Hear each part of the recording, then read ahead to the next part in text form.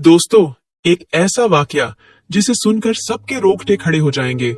एक गांव में एक बेवा गरीब माँ की 4 बेटियां बिन शादी के पेट से कैसे हो गई। इस बच्चे के बाप कौन है, ये वाकया सारे गांव वालों को हिलाकर रख दिया।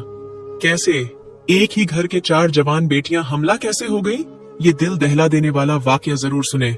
वीडियो को एक लाइक, चैनल को सब्सक्राइब जरूर करें। दोस्तों, एक बेवा औरत थी जिसके 7 खूबसूरत बेटियां थीं। उसका बेटा कोई नहीं था और 7 ही बेटियां बहुत खूबसूरत थीं। इस बूढ़ी औरत की 7 बेटियां ही बहुत नेक थीं।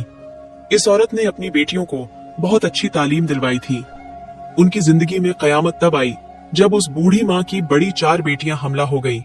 और हैरत की बात तो ये थी कि इन 4 बेटियों को पता ही नहीं था कि उनके साथ ये गलत हरकत किसने की है। और जब इस कहानी का खुलासा होगा कि इन 4 लड़कियों को प्रेग्नेंट करने वाला कौन था, तो आपके पैरों में से जमीन खिसक जाएगी। कहानी कुछ यूं है कि एक बादशाह का दरबार लगा हुआ था और बादशाह अपने दरबार में बैठा सभी फरियादियों की फरियाद सुन रहा था। इन्हीं लोगों के बीच एक बूढ़ी औरत रोती हुई आई, जिसके चेहरे पर उदासी छाई हुई थी। बादशाह बूढ़ी औरत के चेहरे की तरफ देखकर कहने लगा कि अम्मा, आपको क्या परेशानी है। इस बूढ़ी औरत ने दरबार में चारों तरफ देखा तो खामोश हो गई। वजीर गुस्से से बोला कि ए अम्मा, आप बताइए, आपकी परेशानी क्या है। आप इधर उधर क्या देख रही हैं? आप परेशानी बताइए ताकि हम इसका हल निकाल सके। बूढ़ी औरत बादशाही से रोकर कहने लगी कि बादशाह या सलामत, मेरा जो मसला है मैं वह सबके रहते हुए सबके सामने नहीं बता सकती। मैं सिर्फ आपको अकेले को ही बताऊंगी, क्योंकि मैं बेवा औरत हूँ, मेरा कोई बेटा नहीं है और मैं अपनी 7 बेटियों के साथ अकेली रहती हूँ। अगर मैं अपनी परेशानी सबके सामने आपको बताती हूँ तो मुझे डर है कि मेरी बेटियों को कल को कोई मसला ना हो जाए, कोई आधी रात को मेरे घर ना घुसाए। इसलिए मैं आपको अपनी परेशानी अकेले में बताना चाहती हूँ। वह बादशाह काफी परेशान होकर सोचने लगा कि यहाँ इतने बड़े बड़े मसले लेकर लोग आए हैं और उन्होंने सबके सामने बताया है। आखिर इस औरत का ऐसा क्या मसला है, ये औरत सबके सामने ने क्यों नहीं बताना चाहती। बादशाह बोला कि आप अपनी परेशानी मुझे बताइए, ये सारे आदमी मेरे भरोसे के आदमी हैं, आपको कोई भी नुकसान नहीं पहुंचाएगा। वह दुखी बूढ़ी औरत रोकर बोली कि नहीं बादशाह, सलामत नहीं, मैं आपको अकेले ही वह बात बताऊंगी। तो बादशाह उठ खड़ा होता है और कहता है कि इस औरत को मेरे कमरे में लेकर आओ ताकि यह बात मुझे अपनी बता सके। अब 2 सिपाही उस बूढ़ी औरत को बादशाह के कमरे में ले जाते हैं। बूढ़ी औरत जब अंदर आती है तो बादशाह उसे कहता है कि ये अम्मा, अब बताइए कि आपकी क्या परेशानी है। वह बूढ़ी औरत बादशाह के कदमों में गिरकर रोने लग जाती है। बादशाह कहता है कि अम्मा, आप मुझे बताइए कि आखिर बात क्या है। मेरा दिल बैठा जा रहा है कि ऐसी कौन सी बात है जिसके लिए आपने मुझे अकेले बुलाया कि मैं यह हरगिज बर्दाश्त नहीं कर सकता कि मेरी बादशाहत में कोई इतनी दुखी औरत हो और मैं आपका दुख जानकर आपके दुखों पर मरहम न रखूं। ऐसा हो ही नहीं सकता, आप मुझे अपना दुख बताइए। वह बूढ़ी औरत रोकर कहने लगी, बादशाह सलामत, मैं एक बेवा औरत हूँ। मेरे शौहर को वफात पाए अरसा गुजर चुका है और मेरा कोई बेटा नहीं है। मेरी 7 बेटियां हैं। मैं लोगों के अमीर घरों में जाकर बर्तन धोती हूँ, उनके कपड़े धोती हूँ और उनके घरों में काम करती हूँ। और इन अमीर घरों से जो बचा हुआ खाना मिलता है, जो मुझे मेहनत मजदूरी के पैसे मिलते हैं, उसी में से मैं अपना घर चलाती हूँ और उसी से अपना घर चलाकर अल्लाह ताला का शुक्र अदा करती हूँ। मैंने कभी किसी से कोई शिकवा नहीं किया कि मैं ऐसी गुर्बत की जिंदगी जी रही हूँ। मेरी 7 बेटियां हैं, पर्देदार हैं, वह कभी भी घर से बाहर नहीं जाती और हमेशा अपने सरों पर दुपट्टा रखती है। मेरी जिंदगी ऐसी ही चल रही थी।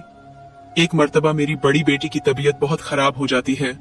मैं अपनी बड़ी बेटी को डॉक्टर के पास लेकर जाती हूँ। डॉक्टर कहता है कि तुम्हारी बेटी उम्मीद से है, तुम्हारी बेटी पेट से है। ये बात सुनकर मेरे पैरों से जमीन खिसक जाती है कि मेरी बड़ी बेटी की तो शादी भी नहीं हुई, तो ये हमला कैसे हो गई। मैं जब अपनी बेटी को घर लेकर आई तो उसे मारने पीटने लगी कि बताओ किसके साथ तुमने ये मुंह काला किया है और ये बच्चा किसका है। जब मैंने अपनी बेटी को काफी मारा तो मेरी बड़ी बेटी रोने लगी और मेरे आगे हाथ जोड़ने लगी कि ए अम्मा, मैं नहीं जानती कि यह बच्चा किसका है। मेरी प्यारी अम्मा, मुझ पर यकीन करो, मैंने कभी किसी के साथ बात करी नहीं की। मैं कभी घर से अकेली बाहर नहीं गई। मैंने कभी किसी के साथ आंख नहीं मिलाई। ए मेरी अम्मा, मुझे नहीं पता कि यह बच्चा मेरे पेट में कैसे आया है। वह बूढ़ी औरत अपनी बेटी पर यकीन कर लेती है और कहती है कि बादशाह सलामत, मैंने इस बेटी को पैदा किया था। मुझे पता चल चुका था कि मेरी बेटी झूठ नहीं बोल रही, और उसके कुछ दिनों बाद तो मुझे पक्का यकीन हो गया था कि मेरी बेटी झूठ नहीं कह रही। वह बूढ़ी औरत बादशाह को वाकया सुनाते हुए रोने लगी कि बादशाह सलामत, हमने इस बात पर सब्र कर लिया। फिर मेरी बड़ी बेटी ने 9 माह बाद एक बेटे को जन्म दिया और हमने मारे मजबूर के इस बच्चे की परवरिश करनी शुरू कर दी। इसके 2-3 माह बाद मेरी छोटी बेटी हमला हो गई। जब मैंने उसको डॉक्टर के पास लेकर जाकर दिखाया तो डॉक्टर ने कहा कि आपकी बेटी यह भी पेट से है। और डॉक्टर की यह बात सुनकर मेरे दिल को दूसरा झटका लगा। मैं सोचने लगी कि मेरी बेटियों के साथ ये सब कौन कर रहा है। हमारे घर पर भी कोई नहीं आता है और मेरी बेटियां बाहर भी नहीं जाती हैं। मैंने अपना वाकया अल्लाह पर छोड़ दिया कि यह अल्लाह मुझे इस बात का पता चल जाए कि मेरी बेटियों के साथ ये गंदी हरकत कौन कर रहा है। मेरी दूसरी बेटी ने भी एक बच्चे को पैदा किया। उसके बाद मेरी तीसरी बेटी उम्मीद से हो गई और फिर मेरी चौथी बेटी जो 14 साल की थी वो पेट से हो गई। मैं तो लुट गई, बर्बाद हो गई। मुझे तो कुछ नहीं पता चल रहा कि मेरे घर पर ये क्या हो रहा है। इस दुखी माँ का ये वाक्य सुनकर राजा हक्का बक्का हो जाता है कि ये कैसा वाक्या सुना रही है। बूढ़ी औरत अपनी कहानी सुनाकर बादशाह के पांव पकड़ लेती है कि ऐ बादशाह सलामत, मुझे इंसाफ चाहिए। मुझे पता करना है कि मेरी बेटियों के साथ ये गलत हरकत कौन कर रहा है। बादशाह सलामत, मेरी बेटियों के मुजरिम को आप पकड़े। मैंने बहुत ढूंढने की कोशिश की, मुझे जरा पता नहीं चला कि वह इंसान कब आता है। हमारे घर उसने हमारी जिंदगी बर्बाद कर दी है। बादशाह सलामत पूरी कहानी सुनकर कहने लगा, ई अम्मा, तुम अब बोल रही हो? तुम्हारी चौथी बेटी के साथ ये हरकत हुई है? तुम्हें तो तब आना चाहिए था जब तुम्हारी पहली बेटी के साथ गलत हरकत हुई थी। अगर तुम उस वक्त यह बात बताती तो तुम्हारी बाकी 3 बेटियों के साथ यह सब कुछ ना होता। मगर जब तुम जैसे गरीब लोग होते हैं, वह लोगों की बदनामियों से डर कर यह जहर पी लेते हैं और फिर वही जहर तुम्हारे अंदर काटता रहता है। तुम्हें जब बात तुम्हारी बर्दाश्त से बाहर हो जाती है, फिर तुम लोग आकर बताते हो कि यह मसला हो गया है। और अम्मा, तुम भी उन लोगों में से हो जो अब आई हो। वह बूढ़ी औरत अपनी गलती तस्लीम करती है कि मुझे पहले आना चाहिए था, लेकिन अब मैं आ चुकी हूँ। जो कुछ हो गया सो हो गया, लेकिन अब मेरी बेटियों के मुजरिम का पता लगना चाहिए कि वह कौन है। बादशाह सलामत बहुत ही नेक दिल मेहरबान थे। कहने लगे कि अम्मा, अब तुम घर जाओ। अब यह परेशानी तुम्हारी नहीं है, अब यह परेशानी मेरी है और मुझसे बर्दाश्त नहीं होता कि मेरी सल्तनत में कोई औरत इतनी दुखी हो। कोई दरिंदा गरीब औरत पर जुल्म कर रहा है और मैं चैन की नींद सो लूं। मेरे बादशाह होने पर लानत है, इसलिए आप अपने घर जाइए। अब यह परेशानी मेरी है। वह बूढ़ी औरत वहां से खामोशी से अपनी चादर लपेटे हुए वहां से बाहर आ गई और अपने घर चली गई। अब बादशाह सलामत वहां से निकलकर वापस आकर बैठ गए और बाकी तमाम लोगों के मसाइल सुनने लगे। लेकिन बादशाह का ध्यान इसी औरत की तरफ था कि इस औरत को इंसाफ मिलना चाहिए। बादशाह लोगों के मसाइल सुनकर जब फ्री होता है तो वह अपने कमरे में वजीर को बुलाता है। वजीर जब बादशाह के चेहरे पर आई परेशानी देखता है तो वह पूछता है, कैसी कौन सी बात बताकर गई है वह बूढ़ी औरत जिसकी वजह से आप इतने परेशान हो गए हैं? बादशाह कहने लगा कि मेरी सल्तनत में ऐसे ऐसे लोग हैं जो इतना बड़ा गुनाह करते हैं और यह भी नहीं सोचते कि उनका गुनाह जब हमारे सामने खुल गया तो हम उसको सख्त सजा देंगे। वजीर भी परेशान होकर बोला कि बादशाह सलामत, बता दीजिए कि क्या मामला है। फिर बादशाह सलामत इस वजीर को सारा वाकया बता देता है और कहता है कि कोई दरिंदा है जो इस औरत के घर पर दीमक की तरह लग गया है और इस दरिंदे शख्स का इतना मन बढ़ चुका है कि वह इस बेवा औरत की 4 बेटियों को इस दरिंदे ने हामिला कर दिया है और इस बूढ़ी औरत की 3 बेटियों को बच्चे पैदा हो चुके हैं और छोटी बेटी इसकी हमला है। इस बूढ़ी औरत की बाकी 3 बेटियों की इज्जत को भी खतरा है। हमें पता लगाना होगा कि इस बूढ़ी औरत के घर कौन आता है, किस वक्त आता है। इसके बाद बादशाह सलामत और वजीर सोचने लग जाते हैं कि इस बात का कैसे पता लगाया जाए। थोड़ी देर बाद वजीर कहता है कि ऐ बादशाह सलामत, मेरे मन में एक तरकीब आई है। बादशाह कहता है कि जल्दी बताओ कौन सी तरकीब है। वजीर कहता है कि ए बादशाह सलामत, दीवारों के भी कान होते हैं, इसलिए मैं आपके कान में यह बात बताऊंगा। तो वजीर बादशाह सलामत के कान में कुछ कह देता है, यानी कोई तरकीब बताता है जो बादशाह सलामत को भी पसंद आ जाती है। इसके बाद वह वजीर एक बकरी लेकर इस बूढ़ी औरत के घर पर चला जाता है। रात के तकरीबन 9 बज रहे होते हैं। वजीर इस बूढ़ी औरत के घर चला आता है। बूढ़ी औरत वजीर को देखकर कहती है कि ए वजीर, आप इस वक्त मेरे घर पर क्या कर रहे हैं? वजीर बोला कि जो परेशानी आप बादशाह सलामत को बताकर आई हैं, इस बात से बादशाह सलामत बहुत ही परेशान है। बूढ़ी औरत बोली कि आपके हाथ में यह जो बकरी है, आप इसका क्या करोगे? वजीर बोला कि आप मुझे अपने घर के अंदर आने दीजिए, इसके बाद मैं आपको बताऊंगा कि मैंने क्या करना अंदर आकर। वजीर बूढ़ी औरत से कहने लगा कि आज हम इस बकरी का चारा बनाकर इस दरिंदे को खिलाएंगे। बस तुम लोग कुछ भी मत बोलना और चुप करके देखती रहना कि वह दरिंदा कैसे पकड़ा जाएगा। इसलिए आप तमाम लोग आराम से सो जाइएगा। अगर हमारा यह काम कामयाब हो गया तो पता चल जाएगा कि वह दरिंदा कौन है। इसके बाद वजीर इस बकरी को लेकर घर की छत पर चला जाता है और घर की छत पर इस बकरी को बांध देता है और फिर छुपके इस घर से बाहर चला जाता है। और वजीर जाते हुए इस बूढ़ी औरत और इसकी बेटियों से कहता है कि आप लोग आराम से सो जाइएगा। ये मत सोचिए कि आप लोगों को किसी तरह का कोई नुकसान पहुंचेगा। और वजीर 2 सिपाहियों को बोल देता है कि इस बूढ़ी औरत के घर के आसपास पहरा लगाओ। वजीर बूढ़ी औरत और उन लड़कियों को तमाम बात समझा देता है कि तुम्हारे घर में ऐसी कोई भी आवाज नहीं आनी चाहिए जिससे पता चल जाए कि हमने जाल बिछाया हुआ है। उसके बाद वजीर बादशाह के पास महल में चला जाता है। बादशाह उसी बात को लेकर काफी परेशान होता है।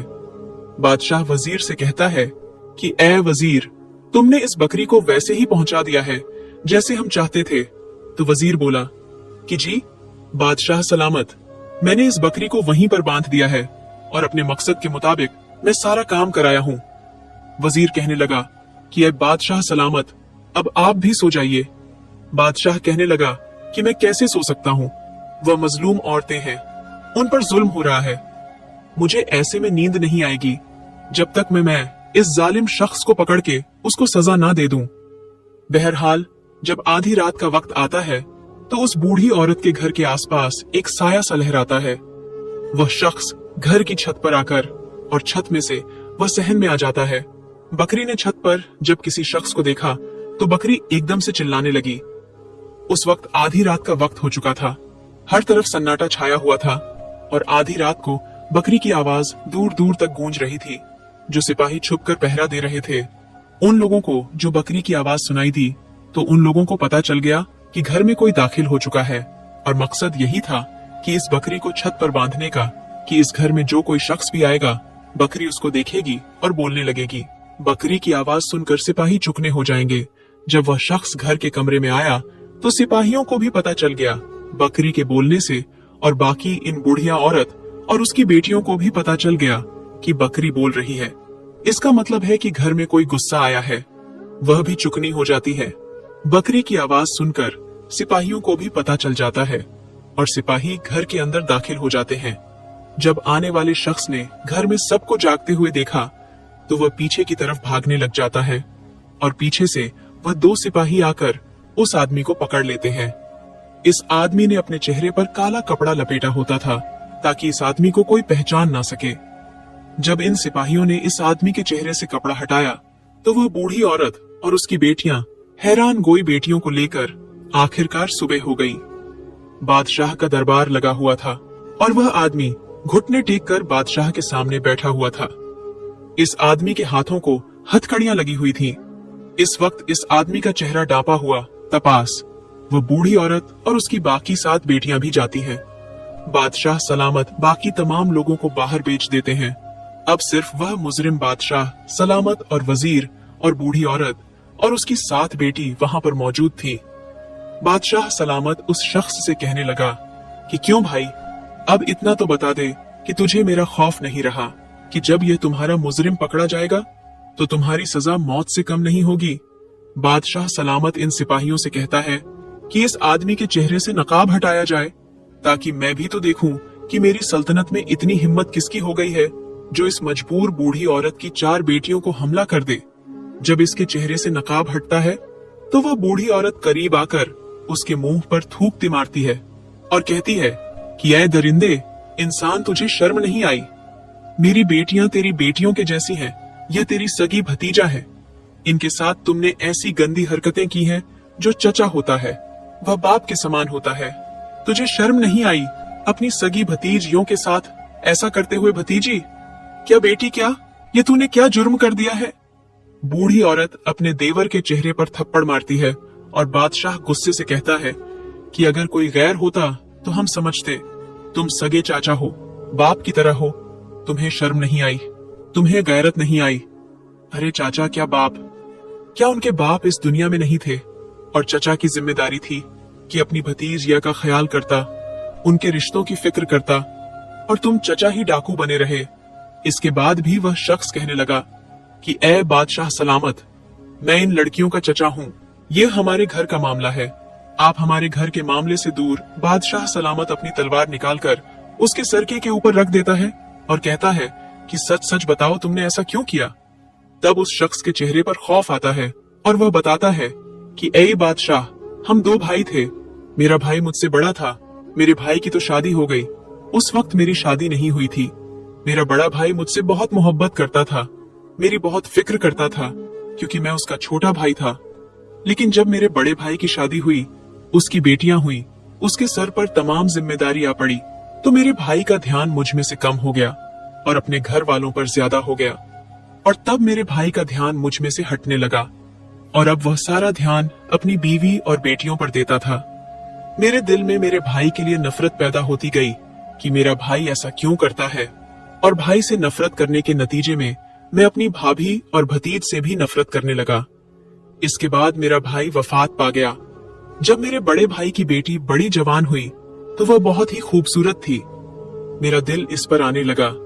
मेरी नीयत जब खराब होने लगी तो मैंने अपनी भाभी से कहा कि आप अपनी बड़ी बेटी की शादी कर दें, लेकिन भाभी ने मेरी बात ना सुनी। मेरी भतीजा जवान थी, उनकी शादियां नहीं हो रही थी, खूबसूरत भी थी। जब मैं अपनी भतीजियों को देखता था तो मेरे दिल में गंदगी पैदा हो जाती थी। मेरा दिल मुझे मजबूर दूर करता था कि मेरी खूबसूरत भतीज है, ये बाहर जाएंगी, इनकी शादियां होंगी, तो मैं खुद ही उनके साथ ये गलत हरकत कर लूं। इसके बाद मेरे दिल में शैतान पैदा हो गया। मैं एक हकीम के पास गया और उसे कहा कि मुझे कोई ऐसी जड़ी बूटियां दो जिससे सुने के बाद तमाम लोग सो जाएं और सो जाने के बाद कोई भी हरकत ना कर सके। बस इसी तरह ही तब से ही मैं वह जड़ी बूटियां लेकर घर की छत की तरफ से सहन में आ जाता और बाबी भी और उसकी बेटियों को वो जड़ी बूटियां सूंघा देता। उनको सूंघने से वह 4-5 घंटों के लिए बेहोश हो जाती थी और जिसके साथ मैंने बदका करनी होती थी उसके साथ बदका कर लेता था और फिर उसको इसी हालत में छोड़ देता था जैसे उसको पता ही न चले। उसको वैसे कपड़े पहना देता और फिर मैं घर वापस आ जाता और जब मेरी भतीजा सुबह उठती थी तो उनको मालूम भी नहीं होता था कि उनके साथ क्या हुआ है। और यही काम मैं कई सालों से कर रहा था। लेकिन अगर मैं इस वक्त छत पर बकरी को देखकर समझ जाता कि यह बकरी मुझे चारा बनाने के लिए बांधी गई है तो मैं वापस चला जाता। मैंने सोचा कि मेरी भाभी ने दूध लेने के लिए यह बकरी खरीदी है और छत पर बांध रखी है। मैंने इस वक्त बकरी की तरफ ध्यान ही नहीं दिया, मेरा ध्यान तो बदका की तरफ था। इसके बाद जब वह शख्स अपना सारा गुनाह मान लेता है, अपना जुर्म तस्लीम कर लेता है, तो बादशाह सलामत वजीर को इशारा करता है। वजीर अपनी तलवार निकालकर उस शख्स का सर उसके धड़ से अलग कर देता है, जिसके बाद उसका जिस्म थोड़ी देर के लिए तड़पता है और फिर सजा के तौर पर ठंडा हो जाता है। इस तरह इस दरिंदे शख्स को, इस जालिम चचा को सजा मिल जाती है। फिर बादशाह सलामत इस बूढ़ी औरत की तरफ देखकर कहता है कि ए अम्मा, अगर आप मुझे बता देती तो आपकी बाकी 3 बेटियों को यह दुख ना झेल पड़ता। लेकिन मेरा आपसे वादा है कि आपकी इन 4 बेटियों को वह खुशियां मैं दिलवाऊंगा जिनकी ये हकदार हैं। फिर बादशाह सलामत अपने सिपाहियों में से 4 सिपाही जो बहुत ही समझदार सुलझे हुए होते हैं, उन 4 सिपाहियों से इन 4 लड़कियों की शादी करवा देता है और बहुत सारा माल और दौलत पैसा भी साथ देता है।